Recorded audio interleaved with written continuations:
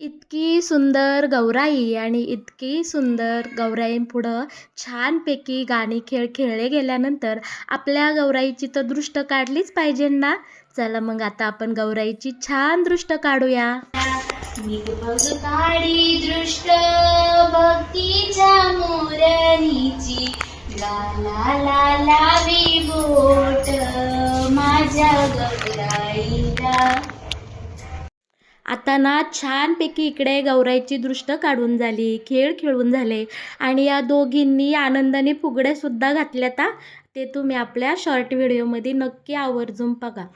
खरं तर तुम्हाला ह्या व्हिडिओमधून मला एकच गोष्ट सांगायची मंडळी. हा व्हिडिओ आहे ना माझा गौरी गणपतीतला आहे, गेल्या वर्षीचा. आणि ज्या हिरवी साडी घातलेली जी आजी आहे ना, त्या आजींना आता आजार झाला आहे. त्यांना पॅरालिसिसचा आहे ना झटका झाला आणि त्या आता अंथरुणाला खिळू नये.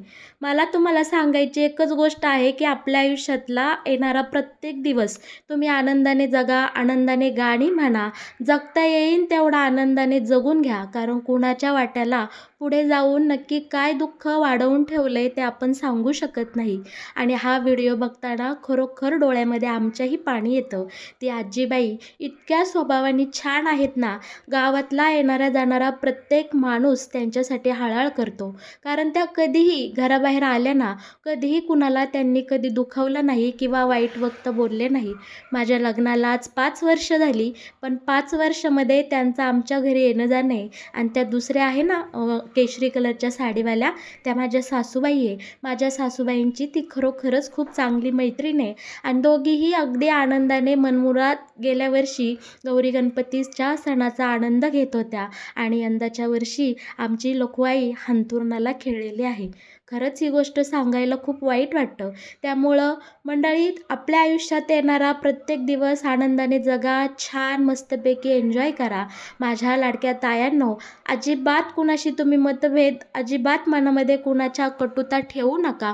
प्रत्येक व्यक्ती सगळं छान वागा, बोला. कारण कुणाचा दिवस कधी कसा निघेल सांगता येत नाही हो. त्यामुळे येणारे प्रत्येक सणवार असो किंवा येणारा प्रत्येक दिवस असो, छानपैकी मनमुराद आनंद व्यक्त करत जगा, एन्जॉय करा आणि मस्तपैकी अशी गाणी म्हणा. खरंच यावर्षी ना गौरी गणपतीच्या सणामध्ये आमच्या लोकवाईची ना खूप आठवण येणार. त्या कधी त्यांना भेटायला गेलं ना, मी नक्की तुमच्यासोबत त्यांचा व्हिडिओ शेअर करेन. अगदी डोळे भरून येतात तो त्यांना पाहून आणि त्यांनासुद्धा रडू येतं. कारण आत्तापर्यंत त्या खूप म्हणजे खूप आयुष्य त्यांनी मजा करत घालवलं. असं कधी दुःख नाही का कोणत्या गोष्टीची तक्रार नाही, अजिबात नाही. त्यांचा मुळी स्वभावच तसा नव्हता. छानपैकी बघा, इतकं वय झालं ना तरीसुद्धा ह्या इतक्या आनंदाने गाणी म्हणत होत्या. आणि मुळात ह्यांनी इतकी सुंदर फुगडी घातलीत ना, काय सांगू तुम्हाला. ती फुगडी बघून सुद्धा खूप आनंद होणार आहे.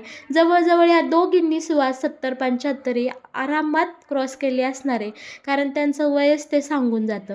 तरीसुद्धा त्यांच्या जुन्या आठवणी काढत त्यांनी सुंदर इकडे मज्जा केली आणि ती पाहून आम्ही सगळ्यांनी त्याचा आनंद घेतला आणि आनंद लुटलासुद्धा. तुम्हीसुद्धा या दोघींकडनं काहीतरी शिका आणि तुमच्या आयुष्यात नक्की असाच काहीतरी छानसा बदल करा. तुम्हाला जर माझा हा छोटासा व्हिडिओ आवडला असेल तर तुम्ही नक्कीच आपल्या चॅनलला सबस्क्राईब करा. आणि हो, आपल्या व्हिडिओला लाईक केल्याशिवाय अजिबात कुठे जाऊ नका.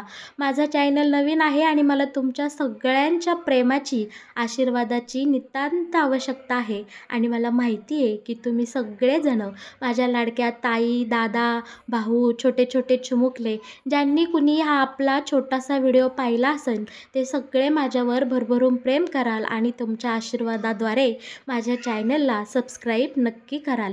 माझा हा व्हिडिओ तुम्ही अगदी शेवटपर्यंत मन लावून पाहिलात म्हणून मी तुम्हा सर्वांचे, ज्यांनी कुणी माझा हा छोटासा व्हिडिओ पाहिला त्या सर्वांचे मी अगदी मनापासून आभार मानते. धन्यवाद. आता आपली भेट होईल पुढच्या व्हिडिओमध्ये. नक्की बघा.